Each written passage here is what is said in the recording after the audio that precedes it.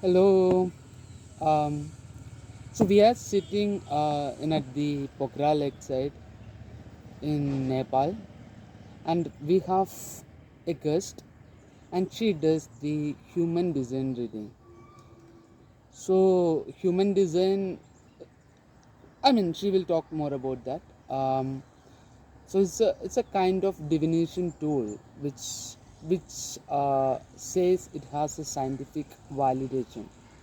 So let's get into that. What is human design? What is human design? Namaste.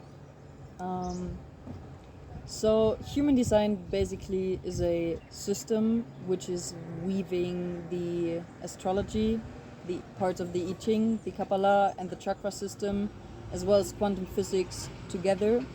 And that creates a unique tool which basically gives us information about our energetical fingerprint, which we have in exactly this lifetime. And it's basically with the time of your birth, the date of your birth, and the place where you're born.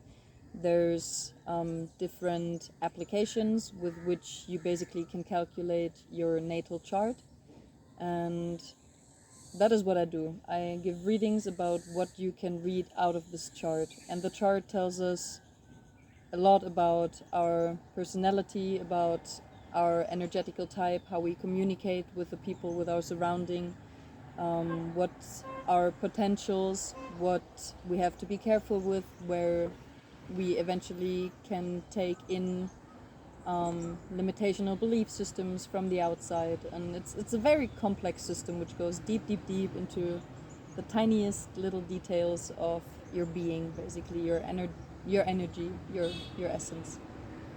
So why someone has to do the human design basically? No one has to do in general, but the way we grow up is that there's certain concepts of how we have to be and what eventually might be the purpose of our life. And there's as many ideas out there as there's people. And human design basically helps the individual to really understand one's own energy.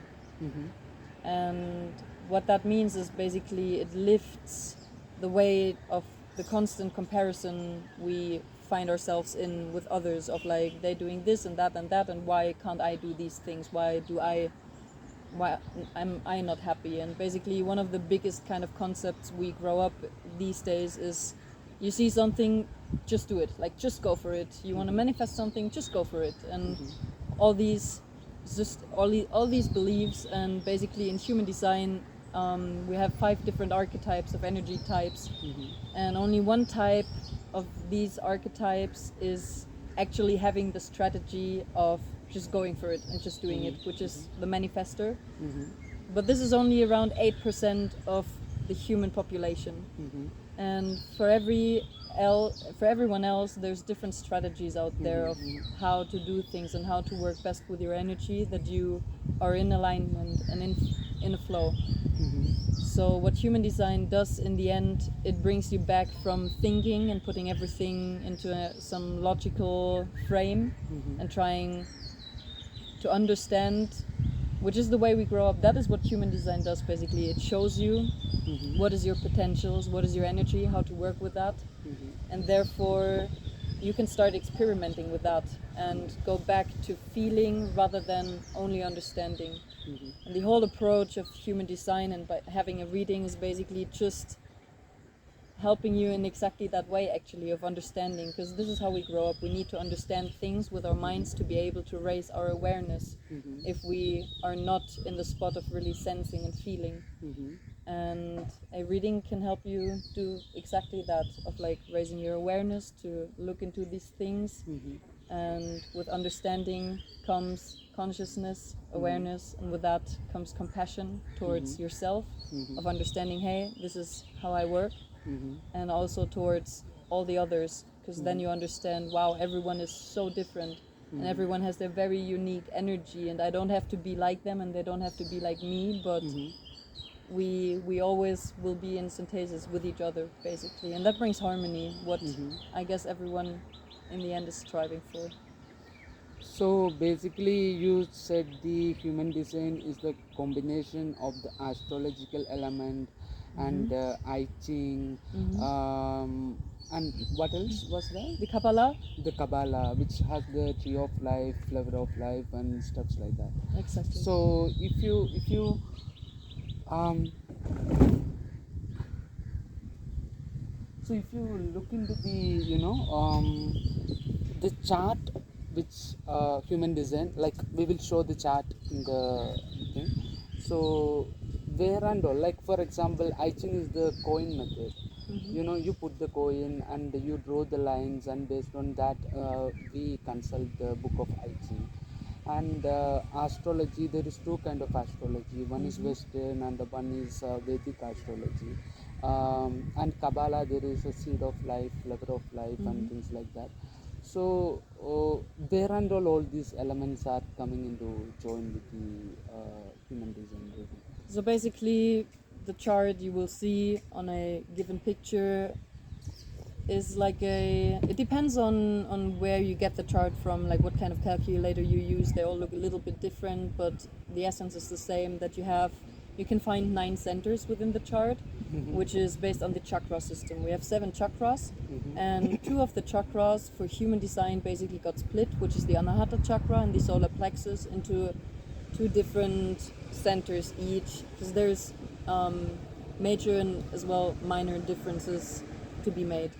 So we have 9 centers in the chart, and those 9 centers, they all contain a certain amount of numbers, which is all in all, the numbers are called gates, and all in all in the whole chart you can find 64 gates, which basically come from the I Ching. It's like every gate also comes with 6 hexagrams, which are basically split into triagrams. It's all about the yin and yang energy and how they come together, and every single one of these 64 hexagrams basically comes with a certain activation, and therefore a certain energetical characteristic and certain qualities.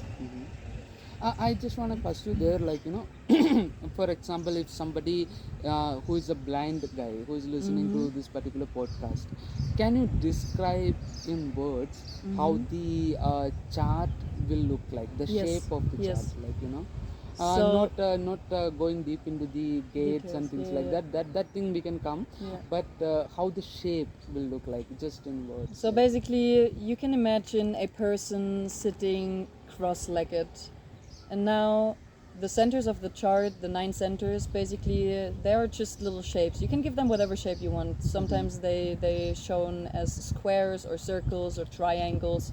It doesn't matter the size of the shape, but all in all, you'll find 9 shapes being aligned along the spine, basically, starting from the crown, which is the first center, going to the ashna, the mind, the second center, going to the throat center, the third one, going to the solar plexus, where we find the self center, and then we've got the sacral underneath, and underneath the sacral we have the root. And then that was the 7 centers, but because 2 of them got split, we have 2 more, which is spleen and emotional solar plexus, and originally I forgot one, the heart center is there as well. So we have these 9 centers, and these 9 centers, shown as squares or circles or triangles, are connected via lines with each other. And those lines, that is what's coming from the Kabbalah, which is the tree of life. It's the connections between the centers, which basically is how they communicate with each other, if they connected or not. And when they connected, it happens that both the centers, one channel connects, are defined, which means there is energy there, consistent energy. It's like activated. And within the centers, within the little shapes, you find numbers, which basically are the gates. And wherever there is a channel connecting 2 centers, there's automatically 2 gates, each on each side 1. And then the astrology part, So totally how many numbers? it's 64 gates totally. So the number will be 64. No, it won't. You will not have 64 activations in your chart, but it's all in all we have 64 gates which have certain energies and energy qualities. The astrology part of the human What design. I'm asking, like, if you are counting from 1, 2, 3, 4 numbers, like for example, somebody who has all the channels has been activated, you Yes, found something. this is not possible, But actually. just for the sake of imagination, like let's say, so it has the number 64 in it, like starting from 1. Is that what you are trying to say? No, to make it simpler, so the astrology part, 13 planets are being considered in human design. And every planet will activate one gate on your conscious side and one gate on your unconscious side. With 13 planets makes that all in all 26 possible activations. Many times, depending on where the planets stand at the time of your birth and 3 months prior, which is conscious and unconscious activation. Depending on that, you can have maximum 26 possible activations out of these 64 possibilities. But oftentimes the planets stand in a way that sometimes your sun can be in gate 15, but also Mercury can activate gate 15 on your unconscious side. So from the 26 possible activations, now basically 2 possible activations have the same activation, like they activate the same gate. So therefore the chart is completely dependent on where the planets were and which kind of gates they activated, and then if it happens that 2 gates being activated are opposite on each other, creating a channel, and therefore defining the gate, the centers. So yeah, it's pretty complex and definitely easier if you can see it in front of you, but that is kind of the picture you can expect how a chart So looks like. overall, it will look like a man which is sitting in a meditation posture. Exactly, like you just have the shape of a person that helps to imagine where the centers are, basically. And the centers are from the top of the head going to the sacrum, and you find 2 centers to left and right as well. And these centers are all being connected by channels, by lines, and everything will be colorful, which will be activated within your chart by the planets. So the number 64, as we already said, it is related to the I Ching, 64 Exactly. hexagrams. Exactly. So now... It's about the 64 codons. It's like very intertwined with also our DNA. It's all about the sacred geometry behind. But that also is a whole new subject itself. Yeah, Kabbalah is about the sacred geometry. So how do you see the Kabbalah fit into the particular chart? The Kabbalah fits in there in the sense of the tree of life. Basically, when you turn the chart around, like upside down, it basically has the shape of a tree, and all the channels connecting the centers. That is basically what kind of creates this image of the tree of life, like the branches and basically how the different energies communicate with each other and influence each other, and how these things are connected and working. And coming to the astrology part, where do you put all these planets in the chart?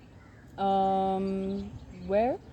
Yeah, where people can see the charts. So basically, when you have a child calculator, you will always find a smaller chart in the chart, basically, where there's where you can find the symbols of the 13 different planets. We have the moon, earth, like sun, earth, moon, north and south node, all these different symbols, and there you find the numbers on right and left side of this planet symbols, which is basically the sun activating this and that gate on your conscious and unconscious side.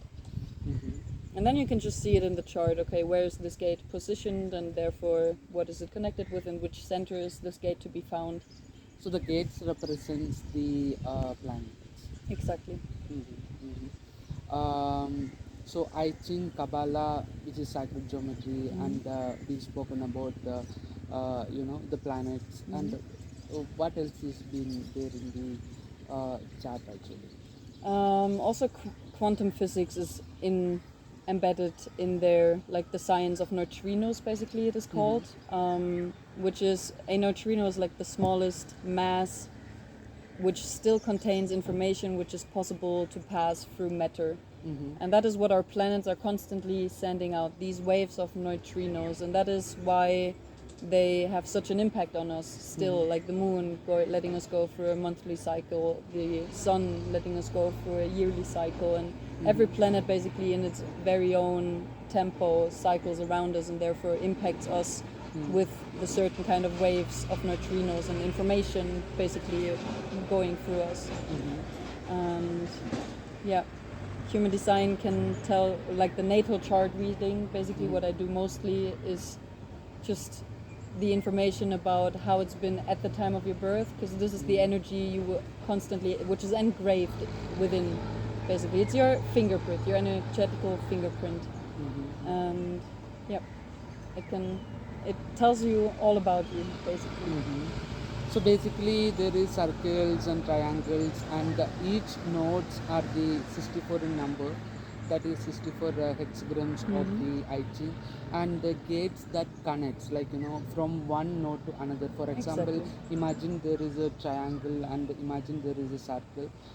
So there is a nodes which is connecting to each one, that is called as a gate, and these gates are basically planets. This is what we are trying to say. Yeah. Those gates are the activations of the planets. It's like more like a momentum, like a picture of the moment. Depending on where the planet stands, it activates this gate. It's like a mandala. Same in the Vedic astrology. You can find this mandala with all the houses around and like the planets where they stand in this circle. And that is same in the human design chart. The only difference, it's just another format. Basically, it got transferred in to be more able to work with it and have it a little more simple, basically. And so this is the overview of the chart, basically. And if you want to tell something that make the listeners to imagine the chart, like we are focusing here in the blind people, like that they cannot see what we are showing on the screen. So is there anything else you want to add for them to imagine how the chart will look like? Not really. If I would give a reading to a blind person, of course I would kind of explain him what I'm talking about and what he can imagine by seeing that or not seeing. But in the end, it's not important to see your chart, because it's about what the chart tells you. It is not like, for example, a blind person want to study the human design and he want to see the human design. Yeah.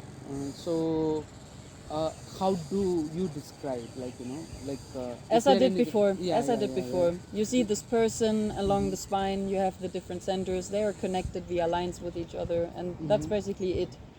And then I would go in the reading, we slowly go through what is your type, why is that certain type your type, like what makes that your type, and then just it's more about the information, which is very often, like almost, I would say 100% of the time I give readings to people.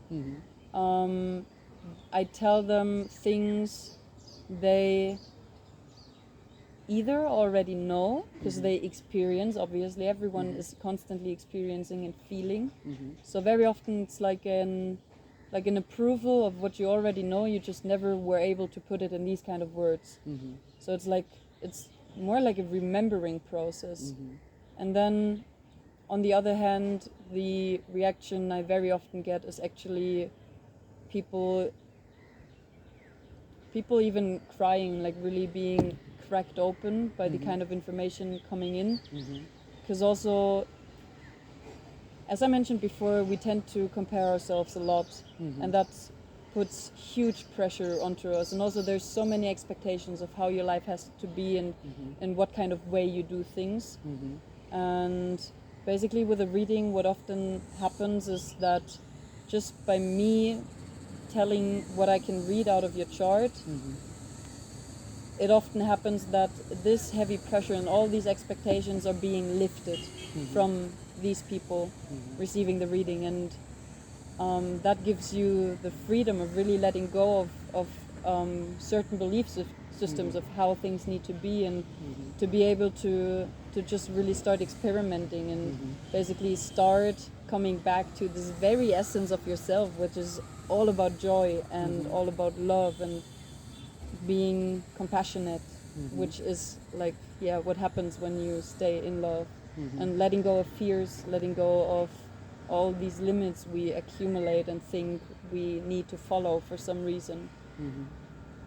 And all of that is basically the essence of just becoming aware and finding back to that inner source and your true self. It's really, and then you can start playing with it. Also, like whenever I give a reading, what I tell beforehand is take nothing you're gonna hear from me for granted.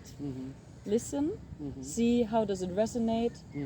Also start reflecting by what you hear, and like where were there situations in your past life where you could see this kind of pattern or this kind of behavior, and how did it turn out, like what was the outcome of that, how did it feel.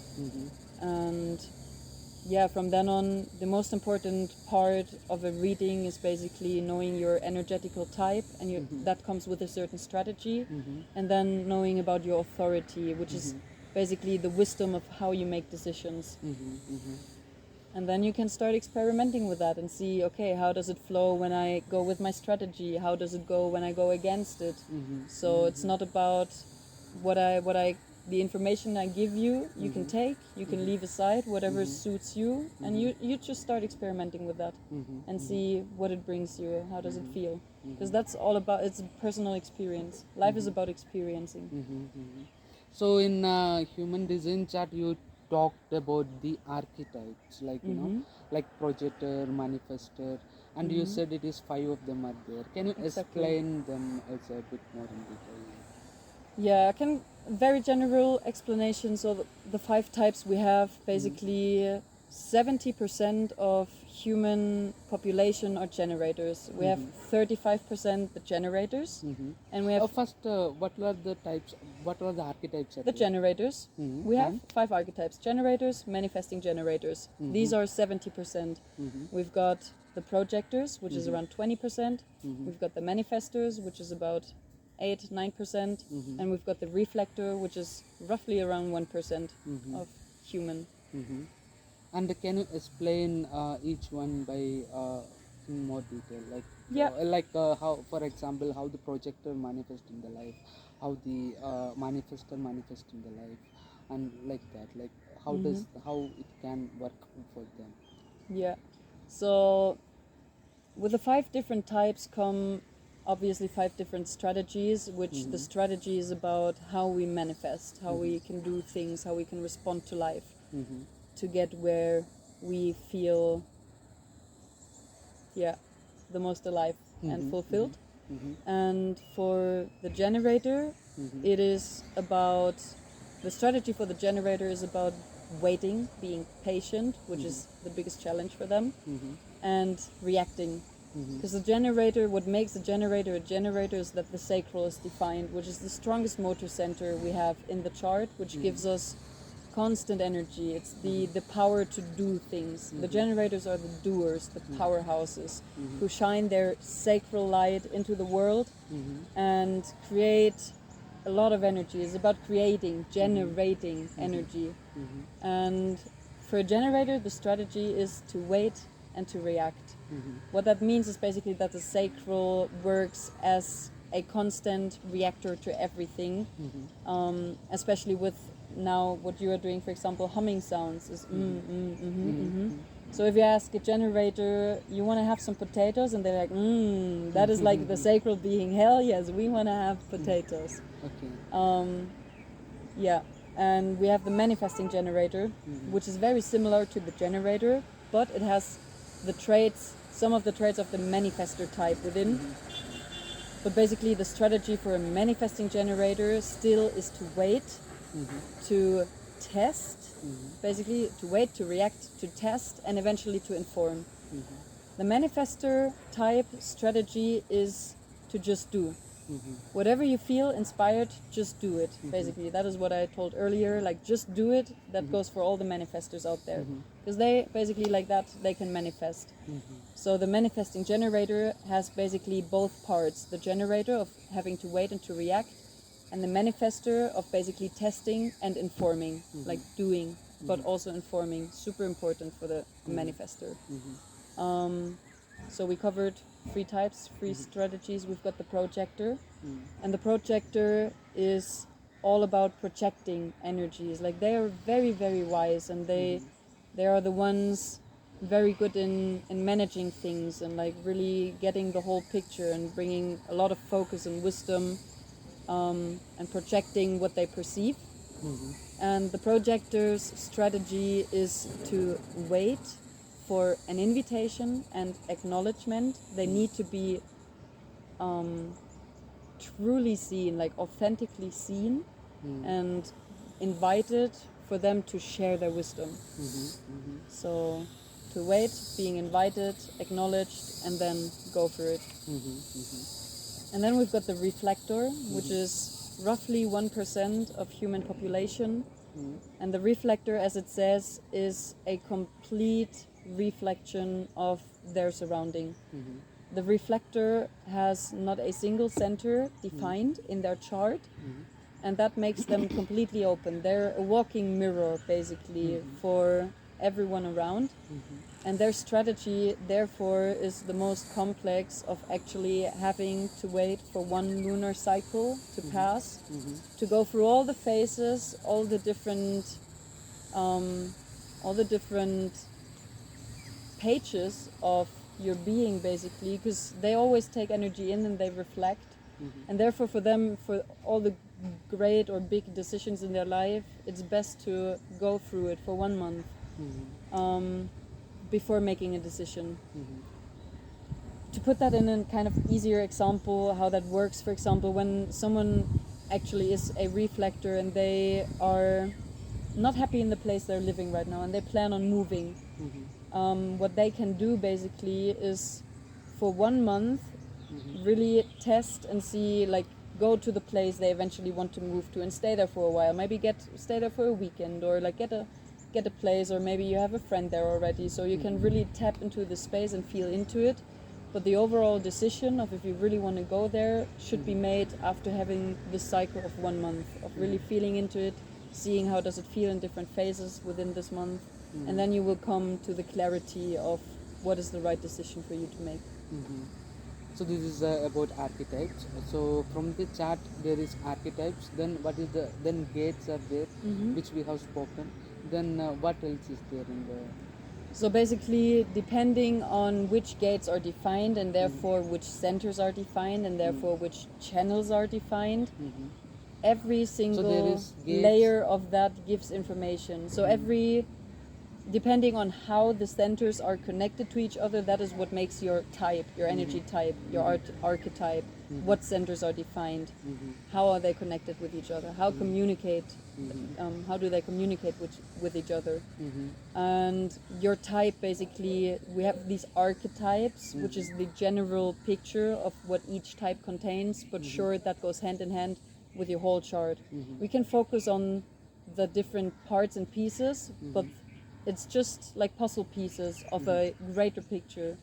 So with a reading, it's always good to really see the whole picture, because your type, like one generator is not the same as the next generator, because you can have completely different defined centers with completely different defined gates within the center.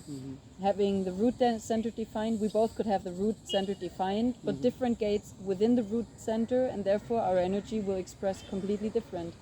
Combined with what kind of centers are connected to our root, combined with which channel activates the root, or if it's several channels. So it's very, very complex, and basically every gate activation we have within the center, every gate has a certain activation, which is, we have a choice of 6 lines. So gate 46 can be activated in line 1, you can have that. And my gate 46 could be activated in line 2, and it would express itself completely different, the energy, because there's already different characteristics in there. And that goes even deeper because every line comes with 6 possible color activations. Every color comes with 6 possible base activation. Every base comes with 5 possible tone activation. So it goes super, super deep, which can be a lot of information at once. And it takes a while to really get to the point of that. And so basically the best you can do to not be overwhelmed with all this information is to really see it as an experiment and start simple with the base of knowing your type and your strategy. Eventually your authority. But even type and strategy is plenty to just start experimenting. Okay, how does these things work out if I do it that way? How does it work out if I do it this way?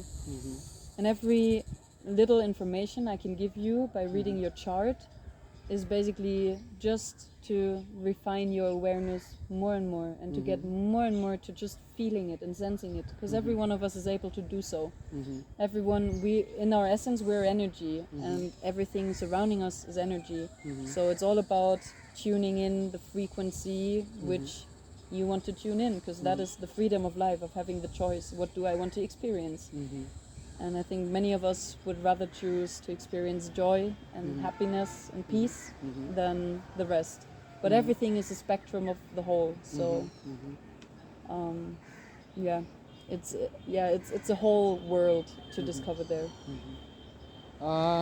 So for example, like if imagine, like is there a possibility to have two similar charts? Yes, for example, siblings. Many come with, but siblings, they are born maybe 15 minutes apart. How does it come? They are so different in the end, because you rarely meet people being siblings, like twins, who are very similar. Maybe the looks, but like the personality, completely different. And that is basically easily explained with the human design chart as well. On the first side, when we see just the basic of the chart, they look the same, most probably, if they're just a few minutes apart. But if you go into the depth, which I just been talking about, of like, we have the lines with different color, base and tone activations, and basically if we go into the deepest layer of that, this, like, the information there and the activation is changing within 3 minutes. 3.5 minutes. Every 3.5 minutes there's different activations, and that can seem like the same chart, but on the very subtle level of that, it's completely different. And then of course it depends on what is your whole life journey, what kind of people you grow up with, who did raise you, what are your the experiences you made with like the world.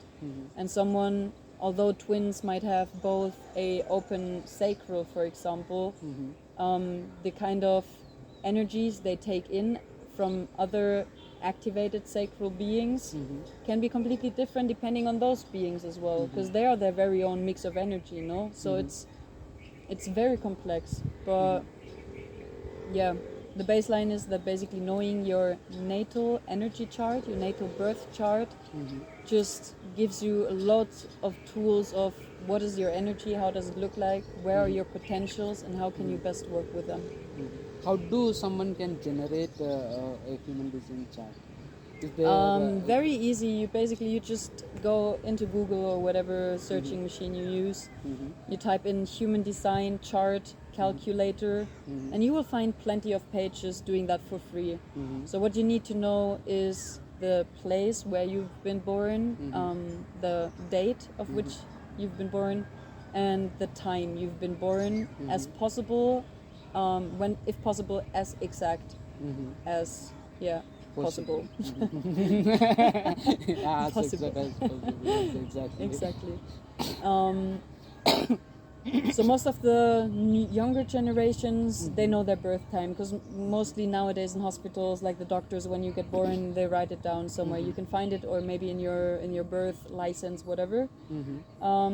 If you only happen, like, the only kind of source of information there is maybe your mother or your grandmother or some relative, and they can just tell maybe it was 5 in the morning but could have been 6, you can still work with that, because as I said, the basic of the chart, you always have a certain amount of time frame, even several hours, where nothing of the basic would change, in the sense of your type would still be the same at 6 in the morning or at 7 in the morning. And same with your authority, your definition. What changes is like the more exact to the time wise, like what changes can be certain gates, or like then certain line activations. Like the blurrier the time gets, the blurrier it gets in the details. But you can still work with that. And then also there's the possibility of if no information whatsoever is available when you've been born, there's amazing kinesiologists out there who can work with the energy of your body. And kinesiology is basically a tool of asking your body, because your body knows everything. Everything is stored in your cells, in your DNA, like your energy. Everything is accessible. And you can actually work via your body to find out the time of your birth. But I'm no professional here. That's just something I could recommend to do so. So getting a chart itself, like you specified a lot of websites where people could go and generate the chart, and getting a chart itself, tell them something, or do the chart itself, you have the chart in front of you then as soon as you calculated it, and if you have no idea whatsoever, you won't be able to read anything out of that. But normally a page where you calculate something like that, they always give you some kind of information till you eventually have to pay for it, or like book a reading, whatever, depends on what kind of page you're on. So there's a lot of books out there, amazing books. So I've been reading a lot of them myself in my whole time of studying. And also you can find information on YouTube, like Google in general. And then basically you can choose to either have a reading of someone who has lots of experience with it and can basically proper explain things and really set into a perspective, and also work with your very unique life situation in that kind of case. But it's also very possible, if you don't want to do that and you want to like really dig into that yourself, you find all the information out there. You just have to kind of piece it together, which can be the trickiest part, because it's a lot of information which exists to it. And then who founded the human design? So human design got founded by a man called Alan Krakow, which I think was a Canadian, and the system got channeled in 1987, basically by this man.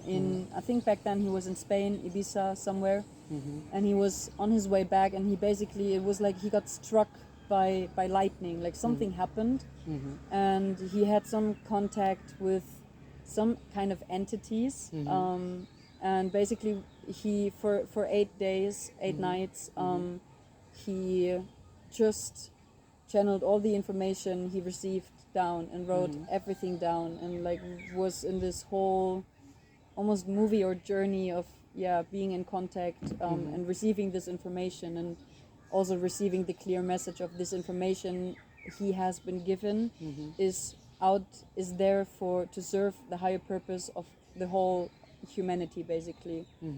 And since then it got refined, people started working with it. He himself, shortly after that he changed his name to Ra Uru Hu, and then he started working and teaching, and throughout the years the system got more and more refined, and that all sounds very hocus pocus, and it actually doesn't really matter where it's coming from. I think it's super interesting, and I really have no doubt that something like that actually happened.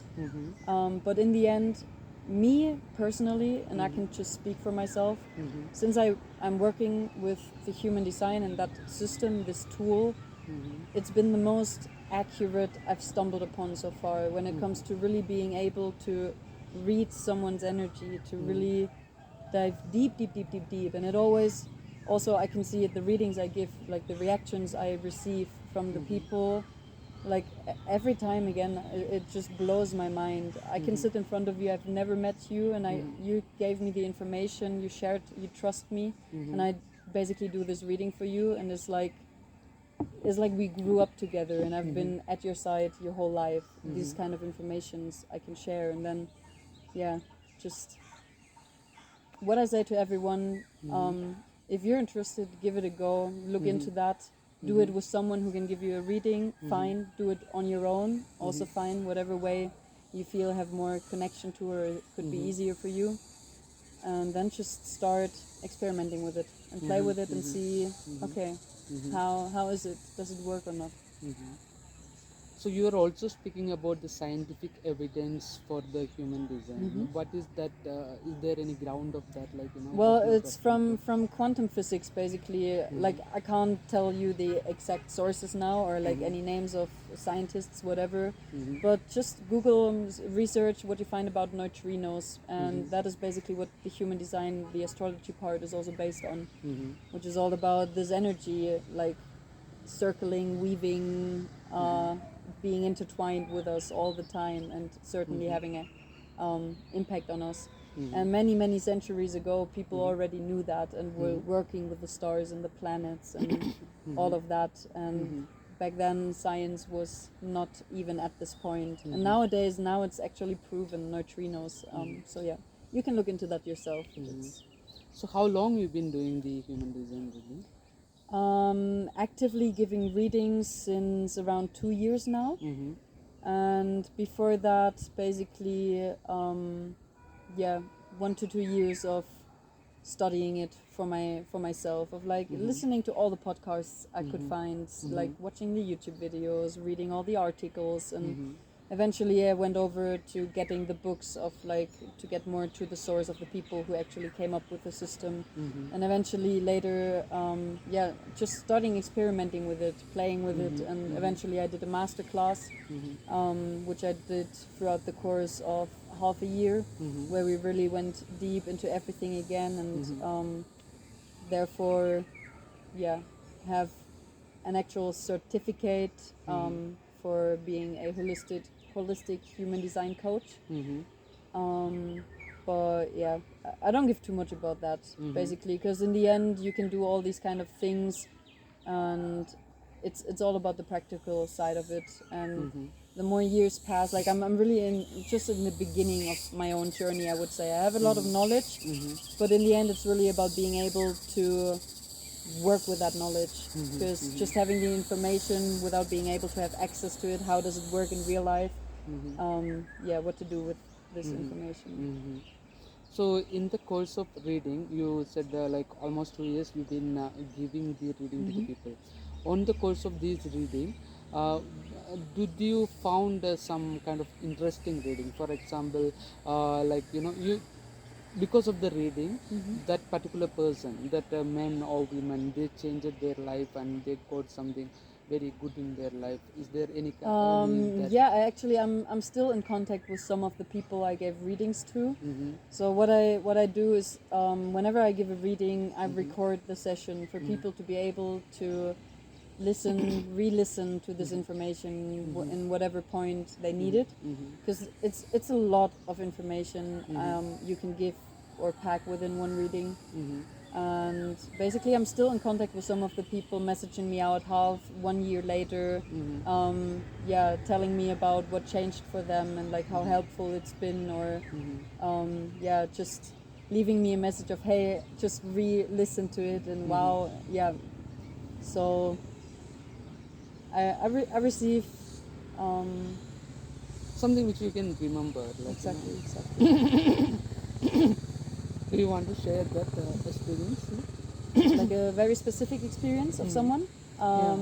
You don't have to mention the names of the person, but maybe you can call him Jack. Okay, so or for Dan. example, there's one girl, and she grew up in a family, like she has a brother, her mother, and her dad. So the four of them, they grew up close together, and she always struggled with keeping up with her family. Like very often it happened that she's been seen as lazy by her mom or her dad, not doing a certain kind of task, and like her brother being so active and doing all these things. So a lot of comparison, which kind of naturally happened within the family, although maybe no bad intentions were embedded in that. But the kind of effect it has on a child being criticized for not being as the others of the family and kind of not fitting the picture and being like the black sheep. So eventually, by looking into the chart, she found out, and also by seeing the charts of her family, she found out that she grew up or is embedded in a generator family, which is like full power, and she herself is a projector, which is quite the opposite of the generator energy and needs loads more breaks, and they work completely differently, they perceive completely differently, and their whole strategy is different. And so basically this finding out about that was like the biggest relief for her, like also in by understanding her family better and like really seeing, okay, what kind of energy is behind there, and therefore also not feeling any, not blaming them for anything, but being able to really compassionately see, okay, this is me, and that is okay that I am the way I am, and this is you, and it's totally okay the way you are, and now we can see how we can combine that and how to work with the energy in a effective way that serves both of us, basically. That is the best experience. Is there anything which gone wrong also? Not that I know. Sometimes what happens is that people, when I give them a reading, some of the things they feel, no, they don't resonate at all. Like, that's not me. Like, not at all. So there's sometimes some kind of resistance can come up, especially when also we talk about the shadow aspects of like everything we have comes with the full spectrum of reaching the gift, the highest version or the lowest version of an expression of a certain energy. So we have all the parts in our chart, every one. And sometimes what can happen is that some kind of resistance comes up with the information I give, which mostly which even then I wouldn't say is wrong. It's just sometimes people everyone is on a very different point of their own very own life journey, and sometimes things we hear which trigger us basically are just a sign for us, so hey, there's something, and like let's go deeper into that. So that is maybe the wrongest thing that could happen with a reading, of like just you see something which you might not want to see or which you haven't really seen yet, which can sometimes be just new, and therefore can certain emotions can come up. But other than that, I have no experience whatsoever with any negative outcome so far. If people want to reach you out, how they can do that? So basically you can find me on Instagram, and also on Facebook, and you can just leave me a message. How they can, what is the address, what they have to search for? If they search for my account, it's MalouHia. You can eventually write that down somewhere, and they can leave me a message. We will put that address in the link. Yeah.